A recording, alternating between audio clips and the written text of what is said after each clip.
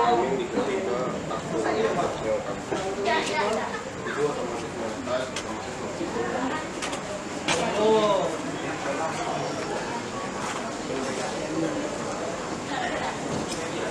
Assalamualaikum. Waalaikumsalam warahmatullahi wabarakatuh. Oke, apa kabar hari ini? Baik. Bisa kita mulai kegiatan pembelajaran kita hari ini? Bisa. Alhamdulillah. Hadir semuanya? Hadir. Sehat ya? Sudah makan? Sudah. Itu yang penting. Hari ini kita pertemuan yang keempat. Materi kita itu masalah kekuasaan. Nanti akan kita bahas atau kita diskusikan bersama-sama apa itu kekuasaan dan apa hubungannya dengan mata kuliah kita yaitu pengantar ilmu politik. Nanti akan kita ada slide-slide-nya nanti kita akan diskusikan mana yang menurut kita itu tidak bisa kita pahami dan kita diskusikan.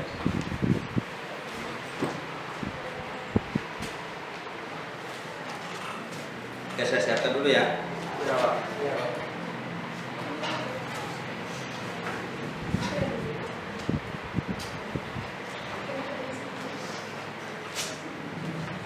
Hari ini hadir semua Pak Ketua. Hadir, Pak. Ada yang sakit? Tidak. Yang sakit hati ada? Ada Pak. Terlalu serius. Pasien Pak. Yang ini nanti kita foto. Ada Pak.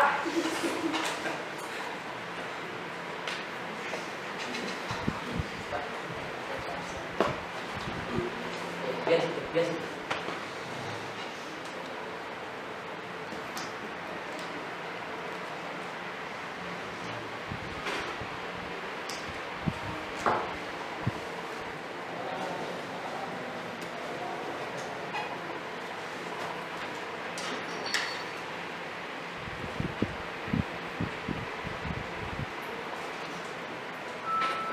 Ini Pak Ketua sambil saya mengoperasikan PowerPoint ini, silakan absen. Bukan di dunia politik, maka kekuasaan itu letaknya adalah di dalam sebuah kepemimpinan. Orang untuk mendapatkan atau menjadi pemimpin maka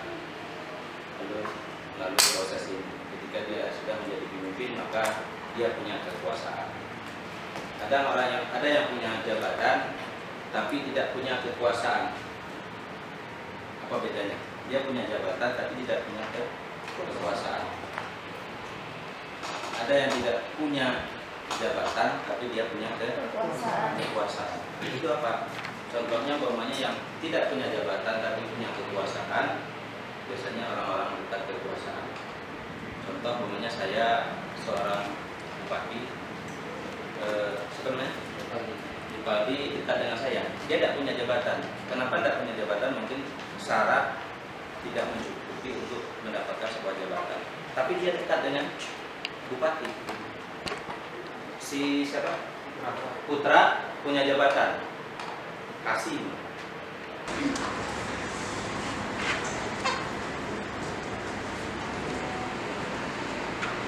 Bisa kan?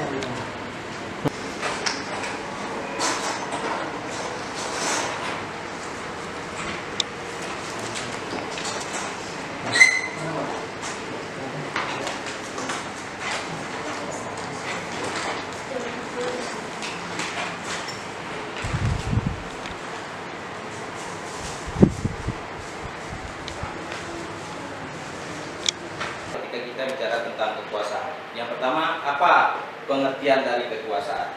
Nanti bisa Anda definisikan sendiri apa itu kekuasaan. Tetapi juga ada menurut para ahli itu kekuasaan itu apa. Yang kedua, apa pengertian dari kekuasaan dan memberikan contoh. Contohnya seperti apa itu kekuasaan. Terus kemudian yang ketiga, apa saja contoh kekuasaan. Terus mungkin bisa macam-macam kekuasaan. Terus yang keempat, apa yang dimaksud dengan kekuasaan? Di situ ada menurut Montesquieu. Menurut Montesquieu itu ada, nanti akan kita lihat letaknya di mana. Tahu kan teori Montesquieu tentang kekuasaan? teorinya tentang pembagian kekuasaan. Oke, kita lanjutkan. Ini yang pertama, ini menurut Paralin, menurut Robert,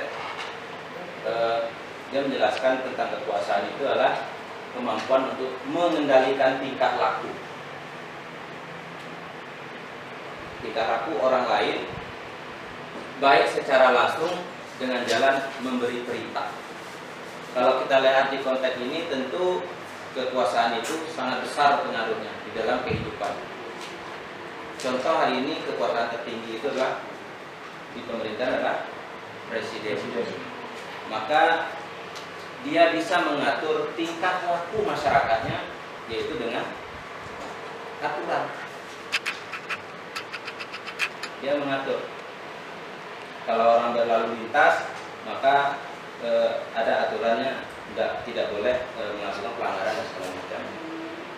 Dan itu bukan dibuat oleh kepolisian, tapi adalah pemerintah, tetapi melalui tangannya kepolisian. Terus juga masalah pelayanan umum tentang buat KTP. Tidak mungkin pemerintah dalam konteks ini Pak Bupati langsung yang buat KTP. Dalam hal ini yang membuat KTP itu adalah di kantor Dukcapil. Apa itu Dukcapil?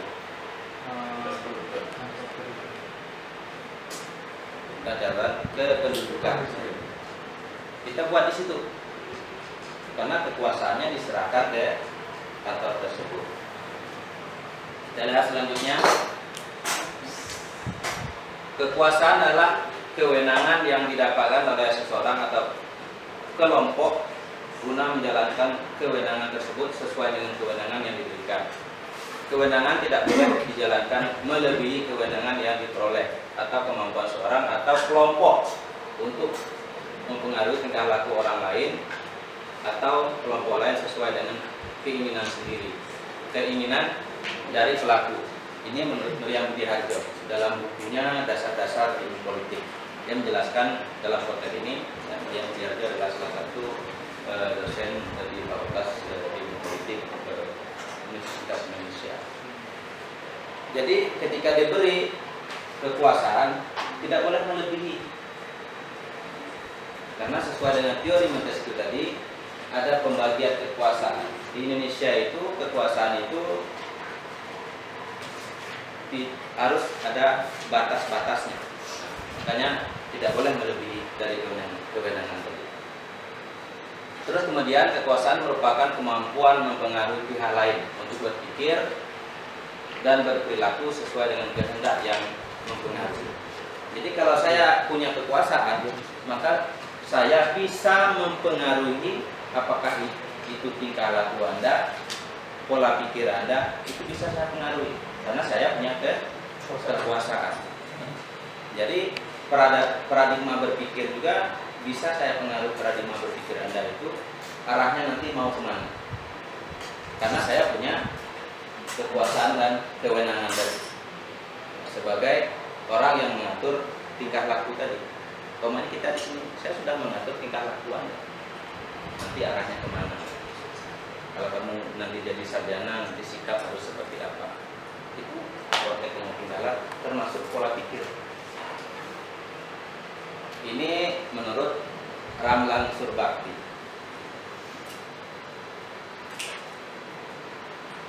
Terus selanjutnya ada jenis-jenis kekuasaan. Jenis-jenis kekuasaan salah satunya ada namanya balas jasa, reward power. Nah, kekuasaan ini dapat putra bantu saya. Kalau saya mendapatkan kekuasaan, nanti putra pasti akan mendapatkan kedudukan yang lebih pantas dan lebih layak. Itu disebut dengan balas jasa. Ini erat sekali kaitannya dengan konteks politik hari ini. Ada lagi balas jasa, ada yang balas dendam. Ini yang bahaya. Kalau kita lihat di daerah, itu banyak yang balas dendam. Habis pemilu, pemilihan kepala daerah umumnya, itu banyak balas dendam. Walaupun itu tidak ada teori balas dendam itu, ya. tetapi di prakteknya banyak. Contoh, banyak sekali hari ini ya, yang dulu punya jabatan sekarang dibuang. Kalau di Bungo paling jauh mana? Limbur, Lubuk, Mengkuang, ya. Ada yang dibuang ke kantor camat sana, macam-macam. Ada yang dibuang ke Rantau Loyang yang dulu menikmati jabatan di kabupaten. Itu balas dendam itu. Bukan konteksnya balas jasa tadi. Kenapa ada konteks balas dendam itu? Karena mungkin ada balas jasa tadi. Yang baru mendapatkan jabatan, yang membantu kekuasaan yang baru itu mendapatkan jabatan baru, yang lama yang mungkin di konteksnya tidak membantu itu dibuang, dipindahkan. Malah ada yang tidak punya jabatan. Kalau untuk diberhentikan mungkin bukan tugas dari pemerintah, kecuali dia membuat kesalahan. Tapi kalau masalah jabatan itu semuanya diatur oleh pejabat yang ada di daerah. Walaupun mungkin sebagian ada yang penanganan diberikannya bisa juga dipindahkan oleh pokoknya yang punya kekuasaan di daerah. Ini yang jenis yang pertama. Yang kedua kita lihat kekuasaan paksaan. Ternyata juga ada namanya kekuasaan paksaan, coercive power. Ya. Jadi bahasa lain dari kekuasaan paksaan itu adalah coercive power. Jadi kalau mau agak keren dikit, mungkin kita nyebutnya coercive power. Tapi kalau bahasa kita mungkin sering menyebutkan kekuasaan paksaan. Kalau kita lihat dari konteks ini, kekuasaan ini lebih cenderung ke penggunaan ancaman.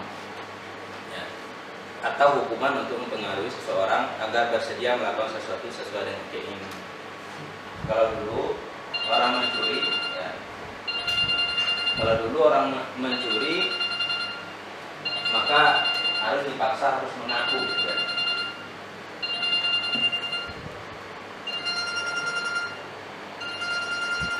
Nah, kalau di konteks ini kita lihat memaksa itu memang melebihi dari, bisa jadi melebihi dari konteks-konteks etika, moral, ya, konteks paksaan. Harus dipaksakan. Kamu hari ini harus hadir. Kalau tidak boleh masuk lagi. Nah itu paksaan. Bisa konteksnya coercive power ini dilihat dari konteks. Dia memaksa. Ada bentuk ancaman. Awas besok kalau ada milik saya. Kebanyakan kalau mau pemilu sekitar lagi 2024-nya. Iya lagi. Sudah saya kasih ini kan besok pemilu. Kalau tidak awas. Kita lihat mau lagi ya. Itu paksaan. Dia memaksa. Itu jenis yang kedua. Yang ketiga, rujukan. Ternyata pakai rujukan juga kekuasaan. Ya, kekuasaan rujukan. Reference power. Yang ketiga ini kekuasaan rujukan ini merupakan kekuasaan yang diperoleh atas dasar kekaguman, ya, keteladanan, karisma, ya, kepribadian dari seorang pemimpin. Kemudian contoh di sini, contohnya si A yang memimpin banyak orang karena kepribadiannya dan karisma. Contoh karisma itu kita melihat dia itu punya wibawa. Nanti orang lain akan mencontoh. Saya pengennya seperti pokoknya kalau dulu kita mengidolakan Pak SBY, dia saya terus pakaiannya rapi, jalannya seperti model saja. Jadi ada karisma yang mungkin bisa kita contoh, atau apakah itu dari bentuk dia bicara atau dari cara berpakaiannya, dari gaya rambutnya, bisa dari senyumnya, atau dari gaya jalannya, bisa. Contohnya ambil salah satu, apakah itu Pak Soekarno, ketika kalau di daerah kita misalnya kedudukan bupati, itu yang resmi, kekuasaan yang sah. Kalau kita lihat di sini, kekuasaan yang sah itu adalah kekuasaan yang diperoleh dari konsekuensi hierarki dalam organisasi. Terus kemudian seseorang yang menduduki posisi itu memiliki hak dan kewenangan untuk memberikan perintah dan instruksi kepada bawahannya, dan bawahannya berkewajiban untuk menjalankan fungsi yang telah diberikan. Jadi konteksnya itu. Contohnya di sini kita ambil contoh paling kecil saja, ketua kelas. Nanti teman-teman kita masuknya jam 10. Tapi yang lain ikut ya jam. Itu dilaksanakan tidak seperti itu? Biasanya iya. Ya kan Pak Ketua? Ngantuk Pak Ketua. Yang kelima kita lihat jenis kekuasaan kelima, yaitu adalah kekuasaan keahlian. Ekspresi. Kekuasaan keahlian. Kekuasaan keahlian ini muncul karena adanya keahlian atau keterampilan yang dimiliki oleh seseorang. Contohnya apa? Umpamanya dia ahli di bidang mesin, maka dia harus jadi operatornya di situ. Karena memang dia benar-benar ahli. Atau ahli buat bom, umpamanya. Dia sebagai teknisi di situ. Kenapa? Karena dia benar-benar memahami bagaimana proses membuat bom itu. Kita buat bom dan meledak kan? Bom meledak karena kita bukan ahlinya. Jadi konteks seperti itu. Jadi di sini acap kali seseorang yang memiliki pengalaman dan keahlian tertentu memiliki kekuasaan ahli dalam suatu organisasi, meskipun orang tersebut bukanlah manajer atau pemimpin. Contohnya umpamanya dia ahli di bidang penelitian, walaupun dia itu bukan rektor. Seperti itu. Atau ahli di bidang mesin, walaupun dia bukan yang punya perusahaan mesinnya, bukan dia ahli di konteks itu. Dia dipercaya untuk mengurus sesuatu itu adalah keahliannya. Itu banyak ya.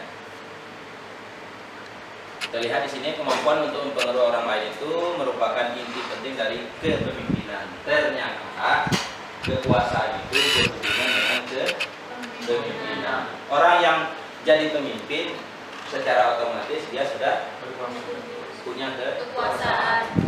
Kita lihat di situ. Jadi kalau ditanya pemimpin itu apa? Punya kekuasaan. Pada dasarnya kekuasaan seseorang dalam suatu perusahaan berasal dari posisi.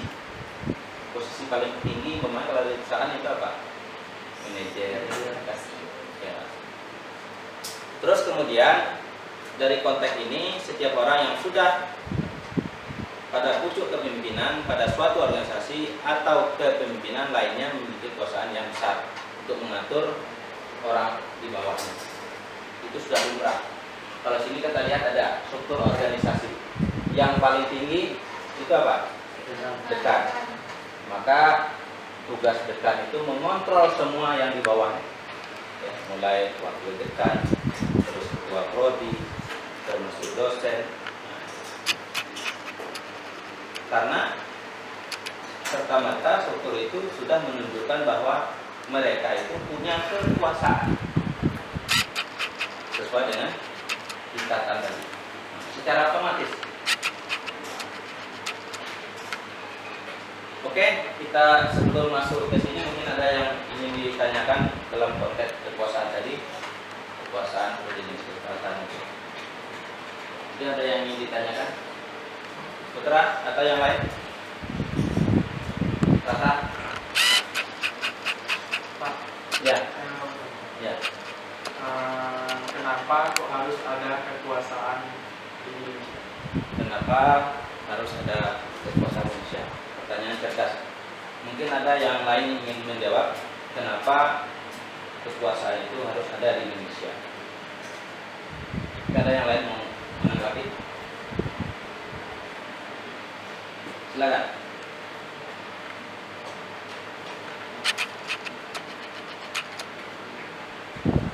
Bagi. Baik, kalau kesempatan yang diberikan oleh Bapak Hakim, jadi kekuasaan bisa kita gambarkan sebagai rantai komando tertinggi Jadi fungsi dari kekuasaan itu untuk mengontrol, untuk istilahnya mengkondisikan mana arah kerja. Jadi tanpa adanya kekuasaan maka tidak kontrol arahnya. Istilahnya untuk panutan yang lainnya, untuk istilahnya mengkondisikan kemana arahnya. Jadi saya rasa kekuasaan itu dibutuhkan di setiap lini, ya baik umum, swasta, karena fungsinya memang sangat-sangat dominan ya, mendominasi atas nanti hasil yang diperoleh. Ya, saya rasa hanya itu saja. Oke, ada yang lain? Tadi menurut si Edi bahwa kekuasaan itu penting karena kekuasaan itu adalah cara untuk mengatur sesuatu termasuk di pemerintahan. Mungkin ada yang lain? Bisa dipahami kan? Ya. Oke, yang lain? Ibu-ibu ada? Kata? Belum? Karena masih baru mungkin masih perlu proses ya Pak. Kon ya, sukron kon. Kalau tidak ada kita lanjutkan. Ini konteks yang penting juga untuk kita pahami. Karena tadi kita bicara tentang kekuasaan, jenis-jenis kekuasaan, kita lihat lagi kekuasaan yang paling tinggi di negara kita berhubungan dengan teori-teori tadi. Ada kekuasaan presiden.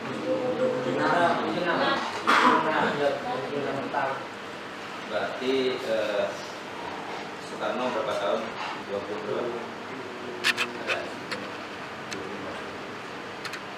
Jadi yang paling lama adalah masa Orde Baru ya.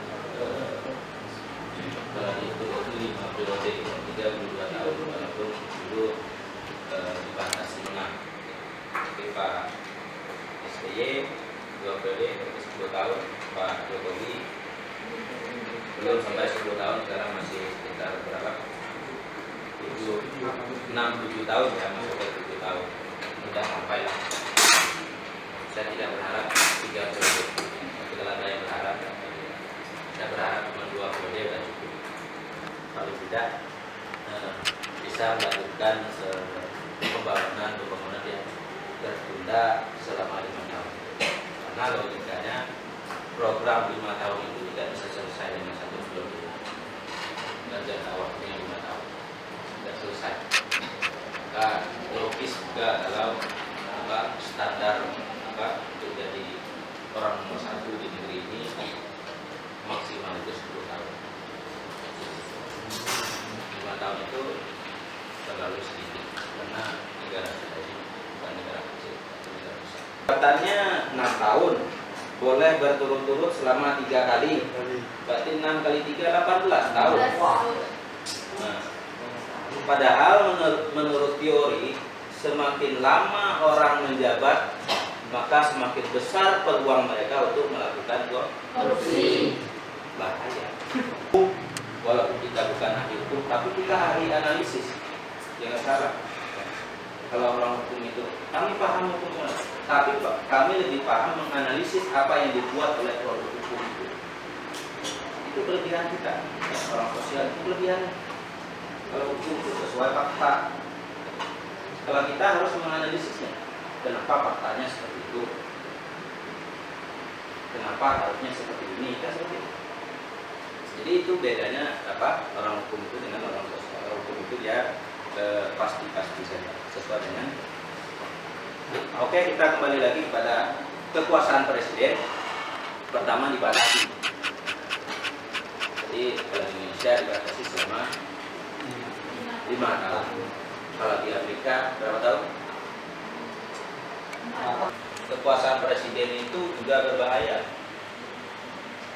karena tidak ada kontrolnya ketika mereka membuat aturan. Kalau mereka membuat aturan, mereka presiden membuat aturan bersama legislasi, mereka mengajukan kepada DPR yang mengesahkan aturan. Terus kemudian yang ketiga adalah adanya usaha membangun mekanisme check and balance. Apa itu check and balance? Pernah dengar check and balance? Apa?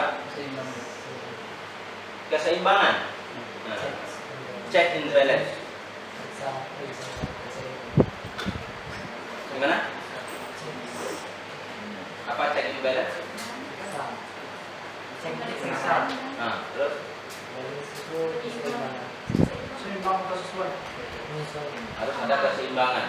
Makanya lahir umpamanya undang-undang tentang otonomi daerah, kan? Dulu pemerintah pusat 80, daerah 20, walaupun kita yang punya hasil buminya. Untuk check and balance itu sekarang ada namanya otonom. Dengan adanya otonom itu, maka sistemnya berubah dari sentralisasi menjadi desentralisasi. Itulah yang disebut tadi check and balance itu. Nah, ini konteksnya seperti itu. Kita lihat di sini ya, kekuasaan Presiden Indonesia setelah perubahan undang-undang, kita Undang-Undang Dasar 1945 itu sudah ada 4 kali amandemen. Amandemen itu perubahan. Kalau dulu ada yang mengatakan undang-undang itu jangan dirubah. Kalau tidak dirubah, maka tidak sesuai dengan kondisi yang ada hari ini. Nah, harus dirubah. Umpamanya kalau dulu kita memilih wakil rakyat itu cukup DPR saja yang milih. Ada perwakilan umumnya dari TNI, Polri, dari tokoh agama. Kalau sekarang kan tidak. Itu salah satunya. Terus tadi membatasi kekuasaan presiden dari 5 tahun sekali pergantian atau pemilu. Itu dibatasi. Pertama, terjadi pengurangan dalam bidang pembuatan undang-undang. Pada perubahan pertama ditegaskan bahwa kekuasaan membentuk undang-undang ada di Dewan Perwakilan Rakyat. Tadi itu legislasi tadi. Disitulah letak daripada legislasinya. Jadi kalau mau jadi anggota DPR, maka salah satunya adalah fungsinya legislasi, membuat aturan. Jadi konteksnya di situ sesuai dengan pasal 20 ayat 1 Undang-Undang Dasar 1945. Ya. Jadi yang membuat undang-undang itu adalah DPR MPR. Kalau dulu MPR itu adalah lembaga tertinggi. Kalau sekarang sudah dihapus, termnya itu sudah dihapus. Sekarang namanya lembaga tinggi. Lembaga tinggi itu apa saja? Yaitu eksekutif, legislatif, dan yudikatif. Sama ya. 3 lembaga itu sama. Kita lihat di sini yang kedua, terjadi sedikit pengurangan dalam kekuasaan hubungan luar negeri, ya, yaitu dalam hal mengangkat duta besar. Ya. Terus kemudian Presiden memperhatikan pertimbangan DPR. Jadi kalau Presiden hari ini mau mengangkat duta besar baru, dia juga harus ada pertimbangan DPR yang mengusulkan. Seperti kemarin yang terbaru itu masalah memilih Panglima. Itu harus diajukan ke DPR sebagai bahan pertimbangan, walaupun keputusannya itu adalah terletak di Presiden. Memang untuk memilih Panglima TNI itu adalah hak prerogatif Presiden, tapi harus berdasarkan pertimbangan dari DPR. Sama konteksnya, duta besar itu juga diajukan seperti itu. Tetapi tentu biasanya karena ada persoalan kekuasaan, ada kewenangan, ya, maka biasanya yang untuk duta besar itu adalah orang-orang yang partainya dulu menang dan mendukung pemerintahan yang ada. Biasanya seperti itu. Kita lihat namanya dulu ada Tontowi Yahya, kita tak pernah lihat lagi di televisi hari ini. Dia sudah jadi duta besar. Ada juga yang lain. Tapi dia partai pemenang pemilu biasanya itu tadi lebih dekat kepada kekuasaan. Yang ketiga adalah terjadi sedikit pengurangan dalam hal kekuasaan yudisial. Apa itu yudisial? Dalam hal ini Presiden memberi gerasi dan rehabilitasi, ya, dengan memperhatikan pertimbangan Mahkamah Agung. Mahkamah Agung itu termasuk dengan, kan ada 3, eksekutif, legislatif, dan yudikatif. Yudikatif itu adalah lembaga peradilan. Salah satunya adalah Mahkamah Agung. Kalau dalam politik sengketa pemilu ada MK, Mahkamah Konstitusi. masuk ke ranah judisial tadi, yudikatif. Nah, yudikatif itu banyak. Pokoknya yang lembaga peradilan itu termasuk uji wilayah yudikatif yang konteksnya keputusan hukum dari mulai dari konteks agama, ya, terus sengketa pemilu, termasuk konteks ini. Untuk gerasi biasanya pengampunan terhadap tahanan oleh presiden konteksnya sipil, gerasi dan rehabilitasi. Rehabilitasi itu sering biasanya orang yang narkoba. Hal kekuasaan presiden memberi gelar, tanda jasa dan lain-lain atau tanda kehormatan itu sudah dikurangi juga di konteks. Oke, kita lanjutkan yang kelima, terjadi sedikit pengurangan kekuasaan presiden dalam hal pembentukan atau pengubahan dan pembubaran kementerian negara, yaitu dengan adanya pengaturan oleh undang-undang. Sebelum perubahan itu ketentuan seperti biasanya presiden membuat aturan itu biasanya ada namanya kaitan dengan jabatan dan kekuasaannya, biasanya dia berperilaku lebih baik. Itu contoh seorang pemimpin. Tapi kalau dia sangat sayang, makanya menghalalkan segala cara tadi. Dari 1 periode ingin 2 periode, dari 2 periode ingin 3 periode. Kalau ada 4 periode mau juga ya. Makin banyak modal. Karena dia sangat sayang dengan kekuasaan. Tapi kalau tidak sayang kekuasaan saya, kalau tidak ada yang milih tidak apa-apa, kalau tidak perlu pakai uang. Saya buat kebijakan ini untuk kepentingan kemaslahatan umat. Tapi mempertaruhkan jabatannya itu yang paling bagus. Tapi hari ini sedikit sekali ada, tapi sedikit, tidak banyak yang bisa kita jadikan sebagai role model atau contoh. Mungkin itu. Masih ada yang lain? Masih ada? Oke, kalau tidak ada, terima kasih atas segala perhatiannya. Mungkin minggu depan kita kuis. Kalau kuis berarti sesuai dengan yang saya pelajari sebelum-sebelumnya. Ini saja. Terima kasih. Sampai ketemu lagi minggu depan. Assalamualaikum warahmatullahi wabarakatuh. Waalaikumsalam.